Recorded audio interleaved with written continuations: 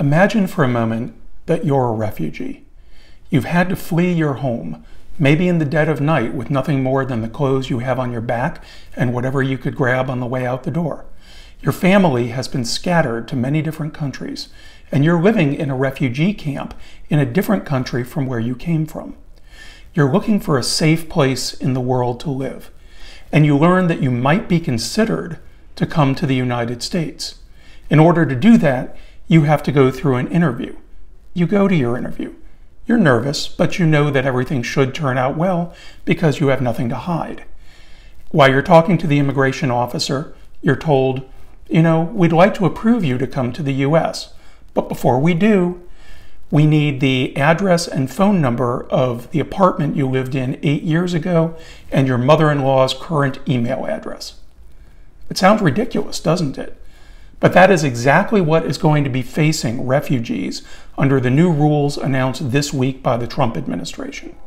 You might remember that as part of the initial travel ban, the president suspended all refugees to the United States for 120 days. That 120 days is now up, and now we're seeing what the new rules are going to be going forward. First, there are 11 nations that continue to be suspended from having refugees come to the United States.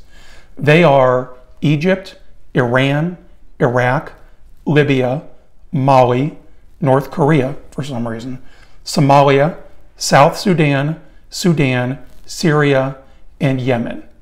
Now, these countries together, these 11 countries, make up more than 40% of all the refugees who came to the United States last year.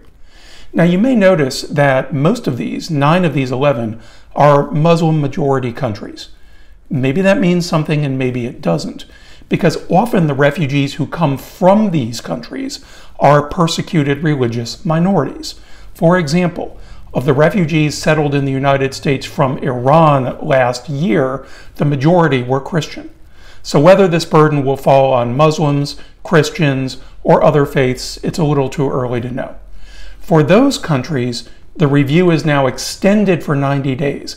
Individual refugees can be admitted, but only if there's a finding that they are not a threat to national security and that it would be in the U.S. interest to admit them. So the odds of individual numbers of refugees being admitted from these countries in the next 90 days is fairly small. For the rest of the world, those 11 countries plus everybody else, there are now new enhanced vetting procedures in place.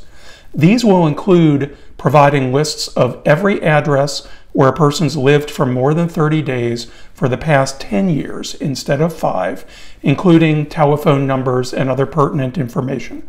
All places of employment for that same period of time, again with that same information.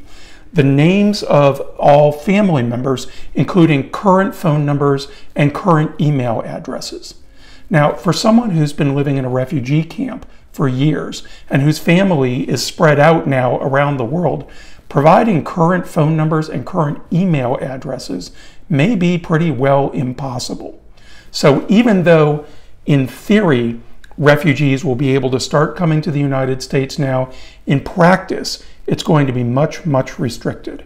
It's no wonder that the president of Church World Service said, quote, "The Trump administration is seeking to dismantle the refugee resettlement program brick by brick through any means necessary." Now, all of this comes at the same time that the total number of refugees to be allowed to the United States in the next fiscal year has been cut to 45,000, down from 110,000 during the last year of the previous administration. This is the lowest level in years. And if you've been watching our videos and you heard me talk about this a couple weeks ago, if you look at it proportionally, in other words, refugees compared to the population of a whole country, the United States will be proportionally admitting fewer refugees than Iceland. This is a failure of United States leadership on the world stage. Now, I talk a lot about refugees, and if you've been watching my videos, you know that. And I do that for 2 reasons. The first is it's important.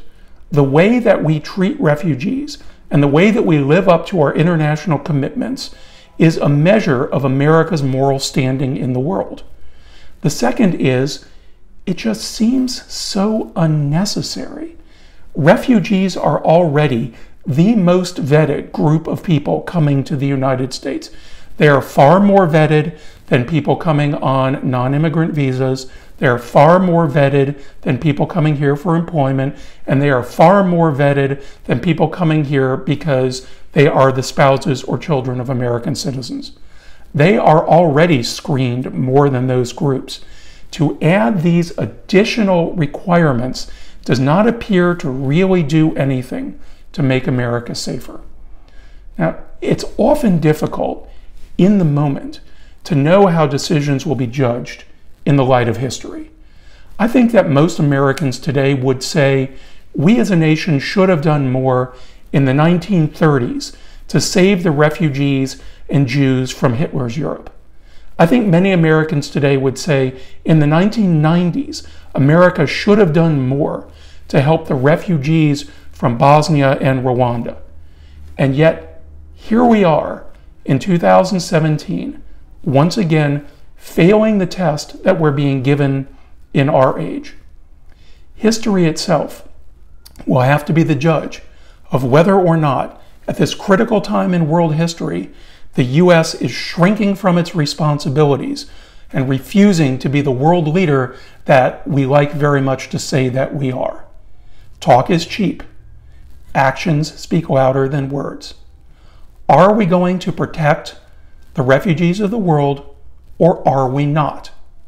Well, we will have to see how things develop, but unless something substantial changes, it appears that this administration's war on refugees is simply going to continue, and history will be the judge of how that is considered. Now, if you find these videos helpful to you, if you like hearing about what's going on in the world of immigration, current events, and our perspective on things, then please follow us on Facebook or subscribe to our YouTube channel so you'll get them on a regular basis. If you have an immigration case of your own, or you have questions about immigration, and you want to know if our firm can help you, please contact us at www.lesterlaw.org or by telephone at 423-402-0608. Until we see you next time, stay safe, stay strong. We'll see you soon.